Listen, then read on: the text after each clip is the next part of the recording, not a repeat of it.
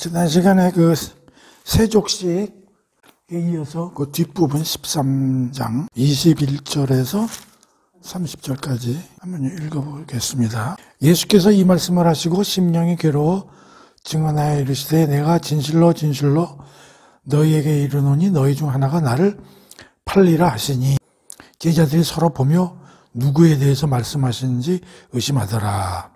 23절 예수의 제자 중 하나 곧 그가 사랑하시는 자가 예수의 품에 의지하여 누웠는지라. 시몬 베드로가 머리짓을 하여 말하되 말씀하신 자가 누구인지 말하라 하니 그가 예수의 가슴에 그대로 의지하며 말하되 주여 누구니이까? 예수께서 대답하시되 내가 떡 한 조각 적셔다 주는 자가 그니라 하시고 곧 한 조각을 적셔서 가롯 시몬의 아들 유다에게 주시니 조각을 받은 후 사탄이 그 속에 들어간지라. 이에 예수께서 유다에게 이르시되 내가 하는 일을 속히 하라 하시니 이 말씀은 무슨 뜻으로 하셨는지 그 앉은 자 중에는 아는 자가 없고 어떤 이들은 유다가 돈꾀를 맡았으므로 명절에 우리가 쓸 물건을 사라 하시는지 혹은 가난한 사람들에게 무엇을 주라 하시는 줄로 생각하더라. 유다가 그 조각을 받고 곧 나가니 밤이더라. 갑자기 이제 그 제자 중에 배반한 가롯 여기가 이렇게 들어가네요. 이거는 뭐 보면은 우선 기본적으로 예수님하고 가롯 유다도 이렇게 비교가 되잖아. 배신자죠. 세족식을 통해서 예수님은 겸손하고 봉사하고 사랑을 보이시는 세족식하고 가롯 유다하고 이게 비교가 되죠. 이제 하나님은 가롯 유다가 이제 배반할 걸 이제 미리 아시는 거야. 지난 시간에 얘기했지만 구약 성경에 발끝을 들어서 뒤통수 치는 거예요. 그걸 이제 성취하기 위해서 이제 이런 일이 벌어진다 그렇게 쓰여 있는데 어쨌든 그럼 우리 이 가롯 유다를 통해서 공부할 게 있나요? 뭐가 있을까요? 별것도 아니지만은 가롯 유다 이야기는 예수님이 지금 그 본을 보이셨잖아. 세족식 같은 이웃을 어떻게 사랑해야 되고 여러 가지 세족식은 뜻이 있지만 그런데도 불구하고 가롯 유다는 행실이 바뀝니까? 안 바뀝니까? 안 바뀌죠. 그러니까 우리가 이제 이런 생각을 할 수 있는 거예요. 예수님이 이렇게 사랑하고 봄을 보인다고 그래서 모든 사람들이 따라하지 않는다. 그러니까 우리가 거듭나려면 그러니까 아무리 뭐 예수님이 뭐 믿어라. 당신이 뭐 여러 가지 그 모범을 보여도 그게 모든 사람한테 전달이 안 되는 거예요. 이렇게. 이게 성령 하나님의 일하심이 들어와야지. 그 다음에 중요한 거는 지금 제자들은 이 사실을 알아요? 몰라요. 예수님만 알지. 근데 12제자는 또 제자 중에서 특별히 뽑히는 사람들이잖아. 제자가 많다고 그랬잖아. 그게 뭐냐면 겉으로는 진짜와 가짜를 구분이 돼요, 안 돼요? 구분이 안 돼요. 성경에도 가라지가 섞여 있다고 그러죠? 진짜 쌀 속에 가라지가 이렇게 섞여 있다는 거 아니에요? 그 판단이 돼요? 그 판단이 하기 어려워요. 그러니까 교회 가서 사람을 잘 구분해야 되는데 구분하기가 사실 어렵지. 겉으로 봐가지고. 야, 근데 어떻게 몇 년 동안 같이 다녔는데도 제자들이 그걸 싹 몰랐어. 이놈이 이렇게 도둑질을 하는 건데도.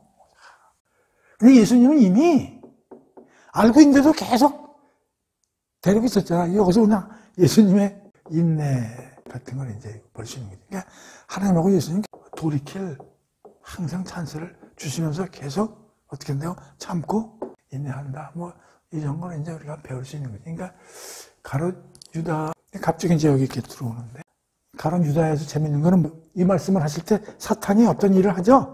27절 조작을 받은 그 사탄이 그 속에 들어간지라. 사탄이 유다 마음속에 들어갔다. 그러니까 이 사탄이 얼마나 집요하게 하나님하고 가까이 하는 걸 이렇게 방해하는지 그것도 알 수 있고. 또 하나는 재미난 구절이 30절에 보면 뭐예요? 유다가 언제 떠난다고요? 밤이죠. 예수님이 정확히 제자들 앞에서 정말 도둑놈이하고 바뀌지 않고 네가 할 일을 해라 이렇게 그래서 떡 조각, 먹을 조각 하나를 건져주는, 유다한테 건져주면서 그 사람이 그놈이 나를 배반하려면라는 거면서 딱 건져주는 거예요. 그러면 그때라도, 아이고, 예수님한테 발각됐구나. 벌써 그걸 넘겨줄 때 알았잖아. 그럼 그때라도 뭘 해야 돼? 이게 잘못했습니다. 그럼 사는 거야. 그러니까 예수님은 항상 우리를 이렇게 기다려 주신다고 참고. 늦다고 생각했더라도 이때라도 예수님을 믿으면 되는데 끝까지 버티잖아요. 그리고 결국 언제 나갔다고 돼 있어요? 밤에. 그러니까 밤은 뭐에 반대예요? 빛에 반대죠. 가론 유다 얘기는 뭐 이 정도로. 그러니까 교회 다니면서도요, 가라지 잘 구분해야 되고, 거듭난 자를 참 찾기가 그렇게 쉽지가 않죠. 그 다음에 31절, 32절을 이제 좀 살펴봅시다. 그가 나간 후에 예수께서 이르시되 지금 인자가 영광을 받았고 하나님도 인자로 말미암아 영광을 받으셨도다. 만약 하나님이 그로 말미암아 영광을 받으셨으면 하나님도 자기로 말미암아 그에게 영광을 주시리니 곧 주시리라. 이제 유다가 나간 후에 예수께서 이르시되 지금 인자가 영광을 받았고 하나님도 인자로 말미암아 영광을 받으셨도다. 영광이라는 말이 2번 나와요. 그리고 32절에 만약 하나님이 그로 말미암아 영광을 받으셨으면 하나님도 자기로 말미암아 그에게 영광을 주시리니 곧 주시리라. 영광이 지금 몇 번 나오는 거예요, 지금? 하나, 둘, 셋, 넷, 영광이라는 단어가 굉장히 많이 나오죠? 요한복음에. 그렇죠? 다른 복음에서 이렇게 영광이라는 말이 자주 안 나요. 근데 요한복음은 유독 영광이라는 말이 나오는데, 영광은 그동안에 많이 공부했으니까 더 이상 공부를 할 게 있나 싶은데, 마지막으로 공부를 하나 해봅시다. 예수님이 하늘에 있을 때, 여기 세상에 오시기 전에는 그 영광이 가지고 계셨어요? 안 가지고 계셨어요? 있죠? 하나님하고 이제 같이 계셨을 때는 하나님의 영광을 보유하셨죠. 그렇죠? 근데 이때 영광은 우리가 얘기한 독사와 쉐키나 2개를 다 포함하는 영광을 가지고 계신 거니까. 먼저 벌써는 빛으로서의 영광과 또 내면적인 그 특성으로서의 영광 2개를 다 가지고 계셨다고. 자, 그런데 봅시다. 예수님이 이 땅에 내려오셨어요. 땅에 내려오실 때 사람의 옷을 입고, 그럼 영광을 어떻게 하고 오셨을까? 그러니까 이제 땅에 오셨을 때 여기는 학설이 2개가 있어요. 예를 들어서 영광을 버리고 오셨다. 인간의 몸으로 왔으니까. 인간은 영광이라는 단어를 못 쓰니까. 영광을 소유하고 있으나 잠시 옆에 제쳐놓으셨다. 영광을 버린 게 아니라 예수님이 그 영광을 어떻게 했다고? 스스로 접어두셨다. 이게 나타내지라고. 오케이? 근데 여기 보면 영광이라는 말이 계속 많이 나오니까. 그래서 이제 신학자들은 이제 이 영광을 가지고 또 이렇게 설명을 해요. 영광을 버리고 오셨다는 학설이 있고, 영광을 소유하고는 있으나 잠시 보류하고 옆에 제쳐놓으셨다. 이렇게 2가지. 근데 이거는 이제 대부분의 사람들이 예수님은 영광을 버리신 게 아니고 가지고 계시지만 접어놓으셨다. 이런 얘기죠.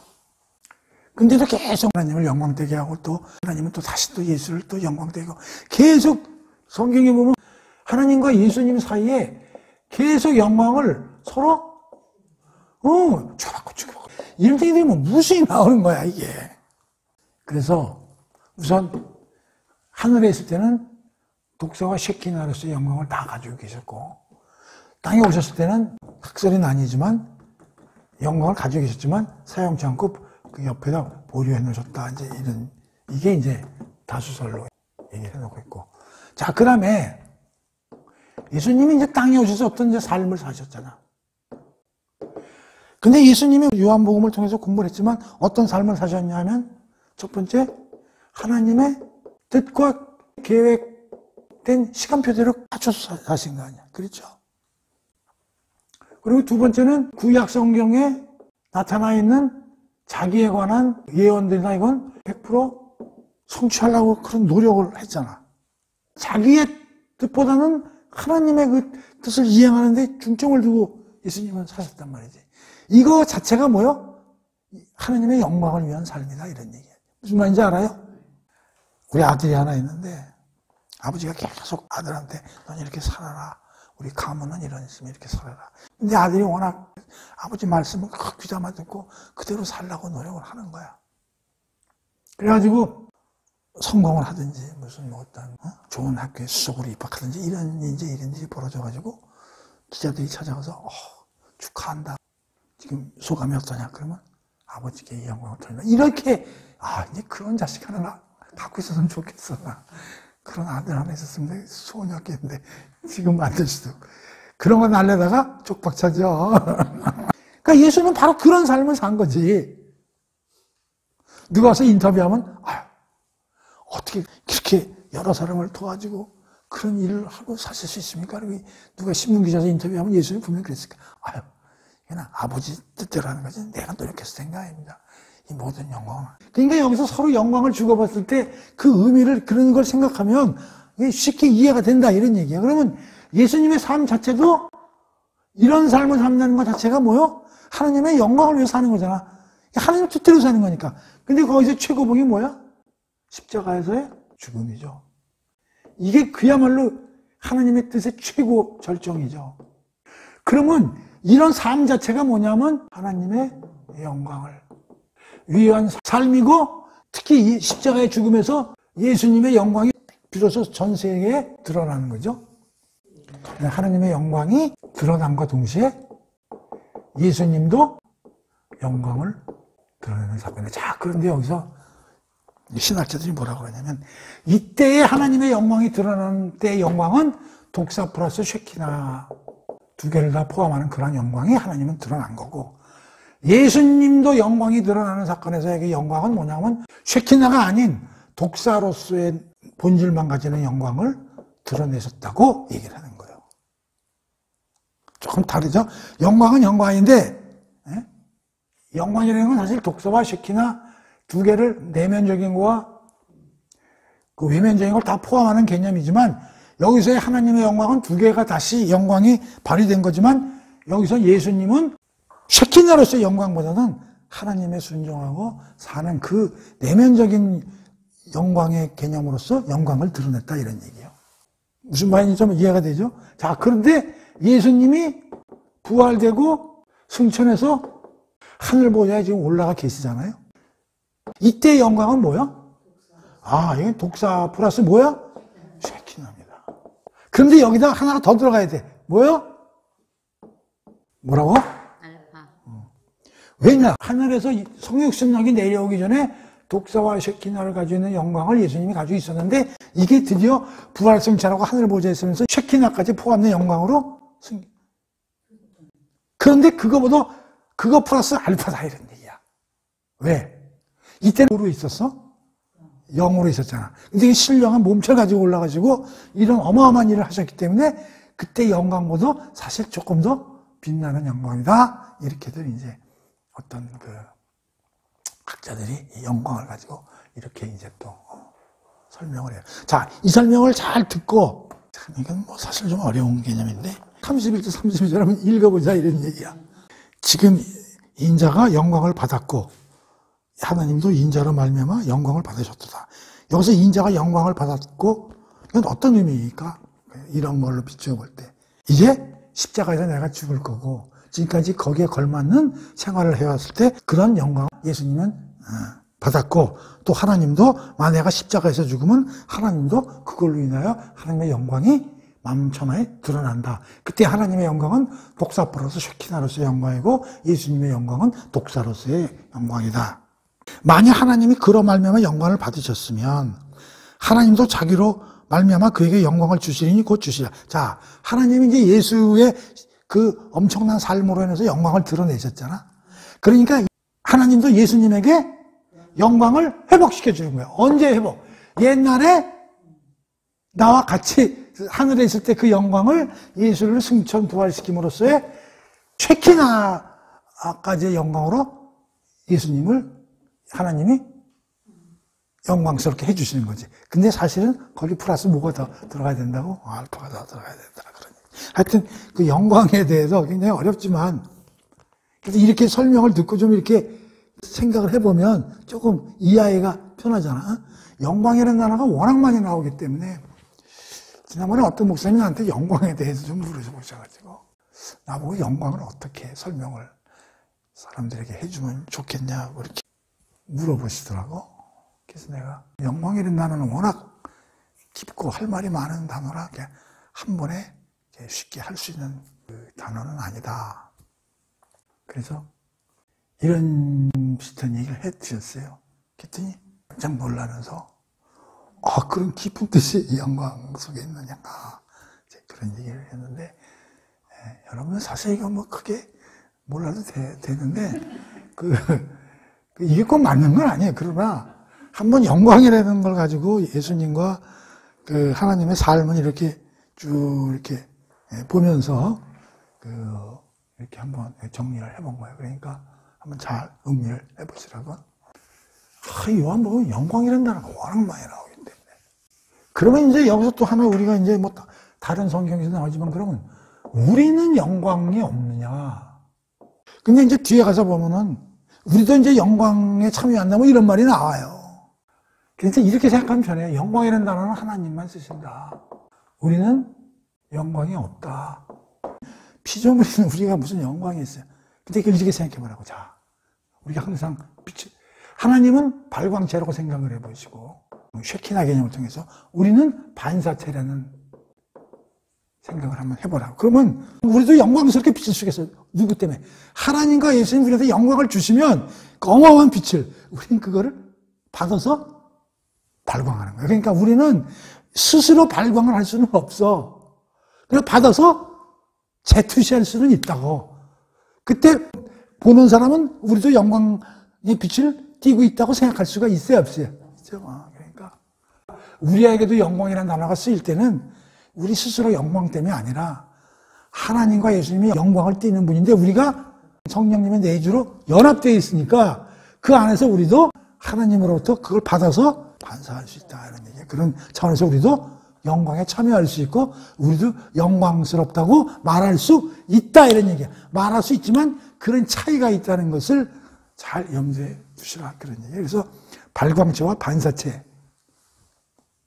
라는 개념만 잘 갖고 있으면 이 영광에다가 이걸 갖다 비교해서 보면 충분히 여러분들 해석할 수 있을 거예요. 며칠 동안에 기억하실까요? 며칠 있으면 또 다. 그래서 이제 영광에 대한 이제 그래 살펴봤고, 자 33절에 내가 아직은 너희들과 잠시 있겠노라. 하지만 내가 가는 곳에 너희들은 올 수 없다. 이제 뭐 그런 얘기고, 자 34절이에요. 새 계명을 너희에게 주노니 서로 사랑하라. 내가 너희를 사랑한 것 같이 너희도 서로 사랑하라. 너희가 서로 사랑하면 이로써 모든 사람이 뭐요? 너희가 내 제자인 줄 알리라. 자, 그럼 여기 새 계명이라는 말이 나왔으니까. 그러면 새 계명이 있으면 헌개념이 없나? 헌개념? 이렇게 써요? 헌개념. 사실 헌개명이라는 말은 없는 거지, 사실은. 헌개념이 그냥 개명. 그럴까?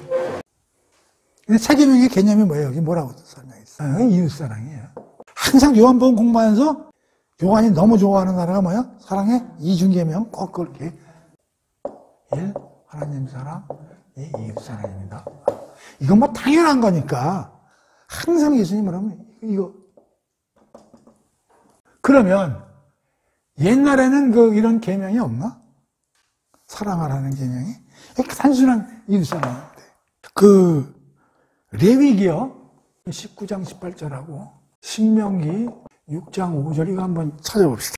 레위기 19장 8절 원수를 갚지 말며 동포를 원망하지 말며 내 이웃 사랑하기를 내 자신과 같이 사랑하라. 나는 자 이때도 이웃 사랑이라는 단어가 나와요 안 나와요? 나오죠? 여기 신명기 6장 5절 너희는 마음을 다하고 뜻을 다하여 힘을 다하여 여호와 하나님을 사랑하라. 이거 이제 여호와 하나님을 사랑하라 이런 얘기네. 그러면 이때도 이 똑같은 계명이 있는 거야. 그런데 요한복음에서 예수님이 내가 새 계명을 주리라. 내용은 똑같아. 자, 이때 사랑이라는 개념은 사랑하라. 좋은 얘기야. 하나님이 그렇게 살아라고 모세를 통해서 계명을 주셨어. 그러면 그렇게 살 수 있어요, 없어요? 그렇게 살기 힘들죠. 이유는요? 이유를 아셔야지. 노력은 해도 하나님이 말씀하시는 이 수준까지 올라가기가 어렵다고. 왜 어려워? Why? 나의 노력, 나의 타고난 성품을 가지고 그걸 달성해야죠. 근데 나의 타고난 성품은 뭐예요? 허물과 죄로 죽었죠. 영적으로 하나님과 분리되고. 그러니까 내 스타일대로 노력해서 달성해야죠. 그렇기 때문에 이건 달성 여부가 어떻게 불투명하고 하나님에 대한 기준까지 미추는 게 불가능하다고. 자, 그런데 여기서 예수님이 주시는 계명은 차원이 달라요. 그래서 새 계명이라고 그러는 거예요.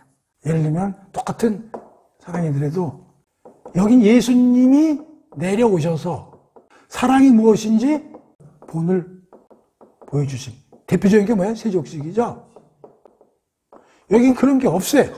그러면서 뭐라고 그래? 내가 앞에서 배웠지 13절에서 뭐라 내가 너희들을 끝까지 사랑하신다 그랬어요. 그것뿐만이 아니라 예수님 십자가에서 죽으시면 누가 내려와요? 보혜사 성령이 내려오세요. 그 보혜사 성령이 우리 가슴 속에 내주하심으로써 우리로 하여금 이런 예수님의 사랑을 본따서 할 수 있도록 성령님이 오래 우리를 푸시하신다고. 그렇기 때문에 여기하고 여기와는 랩질적인 단계가 다른 거예요. 그러니까 이거에서 헌 계명이 아니지. 이 계명도 중요하지 사실은. 이거는 달성이 어려운. 그런데 이것뿐만 아니라 우리가 율법에서 배웠지만 유대인들은 하나님이 주신 이 사랑의 계명뿐만 아니라 모든 계명을 스스로 노력해서 지키려고 해요. 그러니까 이게 불가능한 거지. 그때 누굴 부르셔야 돼? 하나님 헬퍼를 보내주세요. 우리는 능력이 안 돼서 못 하겠어요. 그렇게 해서 예수님을 믿고 성령님이 내려오신 걸 통해서 그걸 달성해야 되는데 그들은 그들의 노력으로 하려고 해가지고 망해버린 거지. 자, 따라서 이 세 계명은 이 계명과 내용은 똑같지만 이런 깊이나 퀄리티나 이런 방법에서 엄청난 차이가 있다는 거예요. 무슨 말인지 알아요? 그래서 우리는 이거를 100%는 아니지만 주신 계명을 우리가 여기 근접할 때까지 우리가 행동을 할 수 있다. 그런 얘기죠. 이쪽은 거의 불가능한 거예요. 이쪽. 그래서 가장 중요한 건 뭐예요? 보혜사 성령 하나님이 내려오신다는 거죠. 우리가 이제 14장 조금 지나면 이제 성령 하나님 얘기가 나오는데 이게 가장 중요한 거예요. 이 세 계명과 이웃 사랑에 대해서는 지난 시간에 얘기했지만 사도 요한이 요한일서라는 서신서에 더 아주 깊이 있게 이 문제를 다루고 있는 거예요. 그런데 여기서 중요한 게 뭐냐면 예수님이 한술 더 떠서 이웃을 사랑하고 살아라 그 이야기만 하시는 게 아니라 자 보세요. 35절에 뭐라고 그래요? 너희가 서로 사랑하면 모든 사람이 그것으로써 너희가 내 제자인 줄을 알게 될 것이다. 내 제자를 알려면 이제 입으로 해서 하는 게 아니라 이런 사랑을 실천해야 내 제자다 그런 얘기예요. 그러니까 얼마나 예수님이 사랑의 이중계명을 강하게 우리한테 요구하시는지 알 수가 있는 거예요. 예수님의 제자가 되려면은 예수님과 한 가족이 되려면은 이웃 사랑을 실천해야 돼. 그러면 나한테 와서 무슨 나 예수님 제자예요. 난 성경 많이 공부했어요. 그거보다도 이걸 실천하면 그게 곧 내 제자됨을 만천하에 알리는 거다. 이제 그런 얘기예요. 그러니까 사랑의 이중계명이라는 걸 좀 잘 기억해 두고 그런 과거와 이때는 다만 이렇게 살아라 하나 어떤 기준을 하나님이 주신 거죠. 그래서 한번 살아봐 년들아. 살아서 안 되지. 왜? 니들이 하나님 영광보다는 자기 영광을 우선순위로 두고 자기 이익을 추구하는 애들이 그 이웃사랑이 되겠어? 안 되지.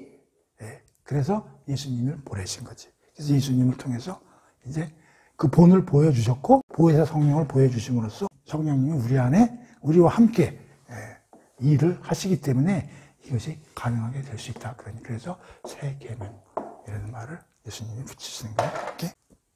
그 다음에 36절에서 38절 세족식 이야기 이후에 이렇게 좀 조만한 얘기들이 이제 많이 13장에 달라붙어 있는 거예요. 자, 그 다음에 시몬 베드로가 이르되 주여 어디로 가시나이까? 예수께서 대답하시되 내가 가는 곳에 내가 지금은 따라올 수 없으나 후에 따라오리라.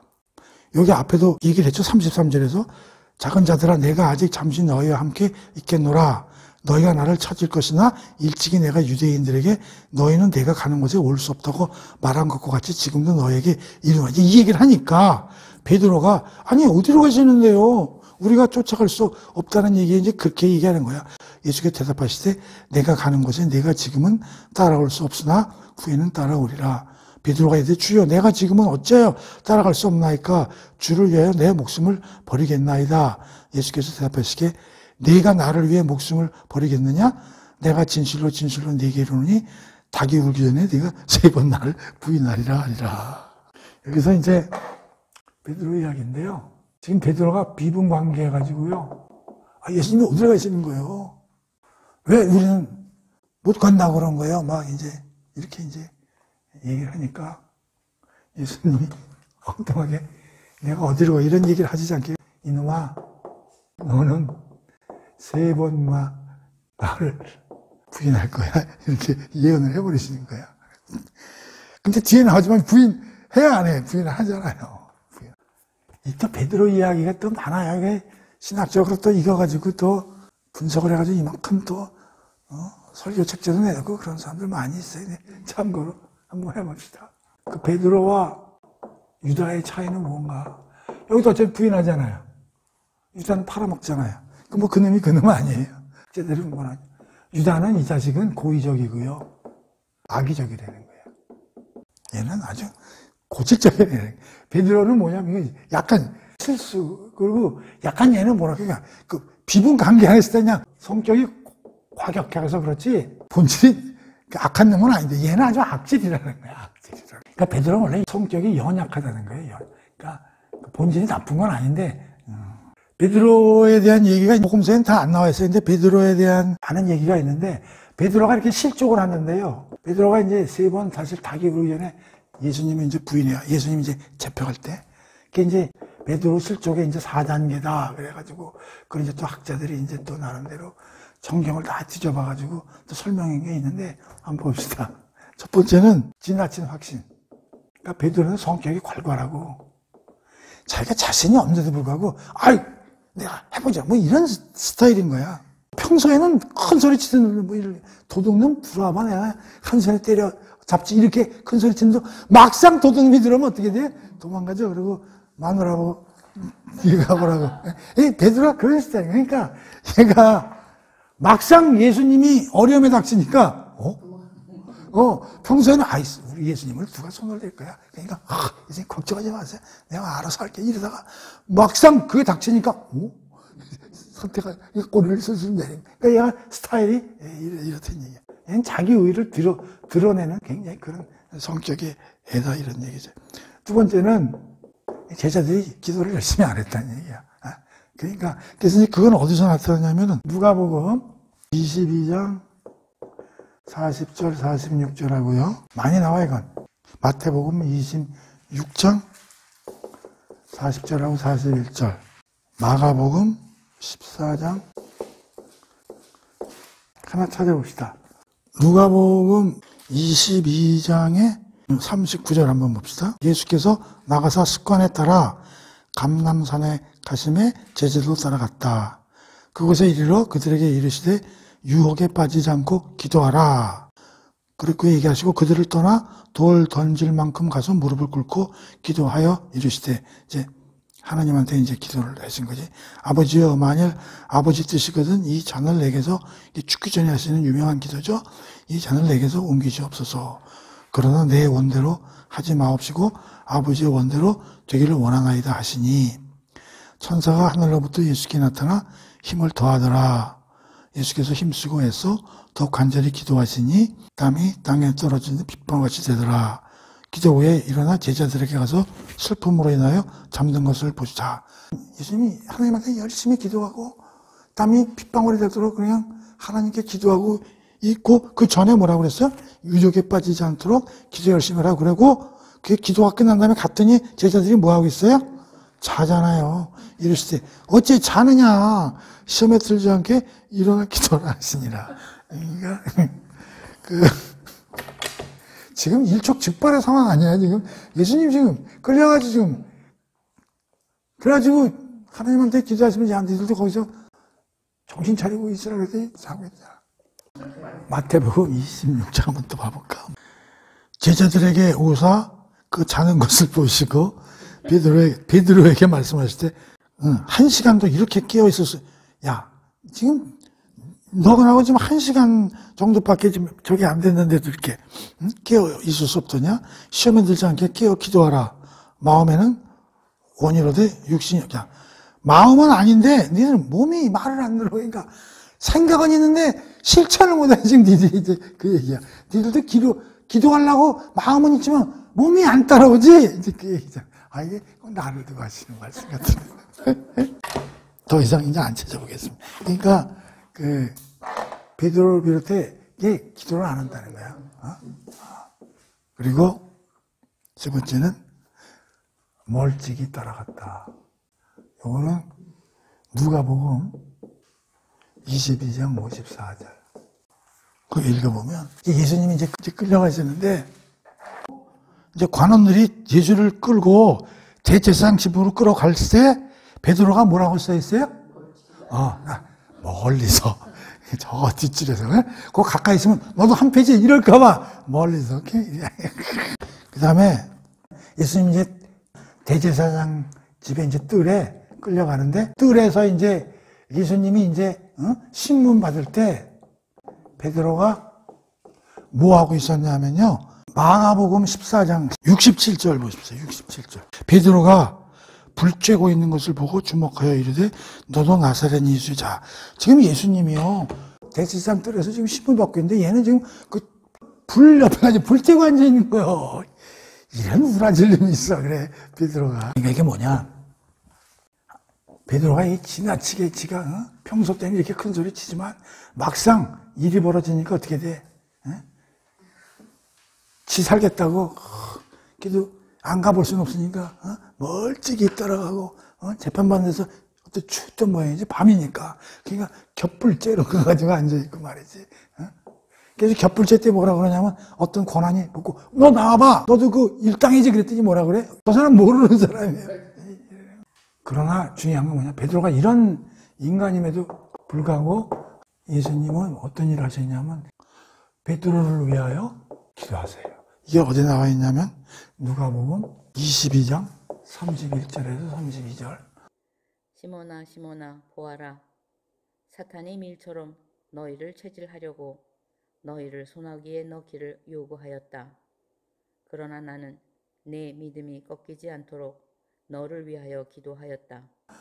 예수님은요 이런 베드로를 위해서도 기도하시잖아요. 사탄한테 넘어가지 않고 유혹에 안 넘어가도록 예수님은 베드로를 위해서 이렇게 기도를 하시고 두 번째는 이런 베드로를 부활 후에 다시 찾으셔서 새로운 사명을 부여해 주시죠. 그게 이제 내 양을 먹이라. 이거는 이제 요한복음 21장 15절 같은 데 보면 그들이 이제 조반복음 후에 예수께서 이거는 부활하신 이후에 베드로에게 이르시되 요한의 아들 시몬아 내가 이 사람들을 보다 나를 더 사랑하느냐 하고 이르시되 주님 그러하나이다. 내가 주님을 사랑하는 줄 주님께서 아시나 이르시되 내 양을 먹이라. 그러니까 이 베드로의 이야기를 이제 가지고 베드로의 신앙과 거기에 대해서 예수님이 베드로에서 하신 일에 대한 이야기가 성경에 여기저기 나타나 있으니까 참고로. 자, 베드로 이야기로 13장은 이제 끝내도록 하겠습니다. 그래서 이제 다음 시간에는 14장을 하도록 하겠습니다.